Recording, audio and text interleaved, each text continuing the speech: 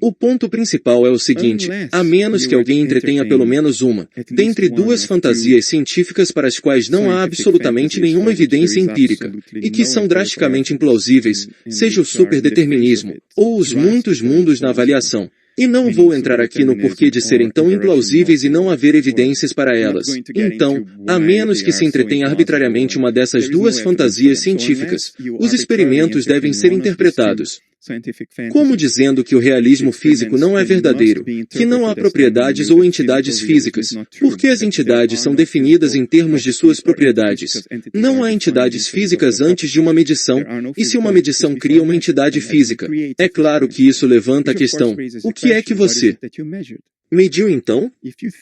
Se você acha que apenas entidades físicas existem, e também que elas são criadas por uma medição, então, que Deus o ajude, você não consegue entender isso. O que é que mede então? Se entidades físicas são criadas por medição e apenas entidades físicas existem, como você escapa disso? Apenas uma entidade física poderia ter feito a medição que teria criado a primeira entidade física, não é? Ou então você vai para Nagarjuna na Índia como Haley fez, sabe? Você se torna místico. Como um professor da escola de divindade de Harvard que falou comigo online outro dia, você começa realmente a se abstrair em uma teia de nós conceituais. E você fica preso nessa recursão e aí acaba fora da corrida. Ninguém nunca mais vai te ver, sabe? Você vai para a terra do nunca. A alternativa é óbvia. O que você mede não é físico. Entidades físicas são representações de medição, como aquilo que é apresentado em um painel.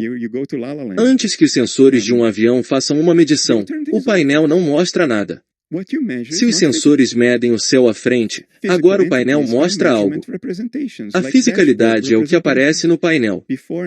Se você não mede, nada aparece, é simples, não é?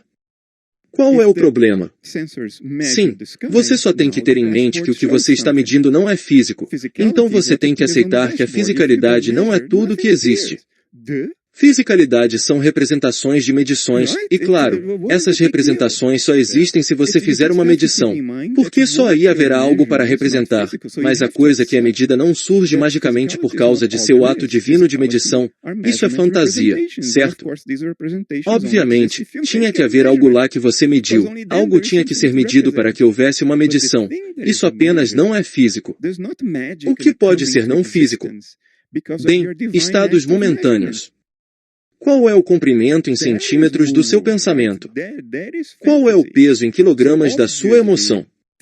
Seus pensamentos e suas emoções não são descritíveis através de quantidades físicas, e nesse sentido, eles não são físicos. Esses estados são o que estão lá fora. Quando você os mede, você obtém uma representação de painel dessa medição e é isso que chamamos de fisicalidade. Não há necessidade de nenhum exercício alucinante de imaginação teórica para explicar isso. Você não precisa recorrer a Nagarjuna, não precisa recorrer ao budismo do terceiro século. É só uma racionalidade normal, sabe? É até lógica aristotélica. Pessoalmente, sou um intuicionista, não sou totalmente aristotélico, mas mesmo se eu fosse um aristotélico, sabe, eu diria lógica aristotélica comum.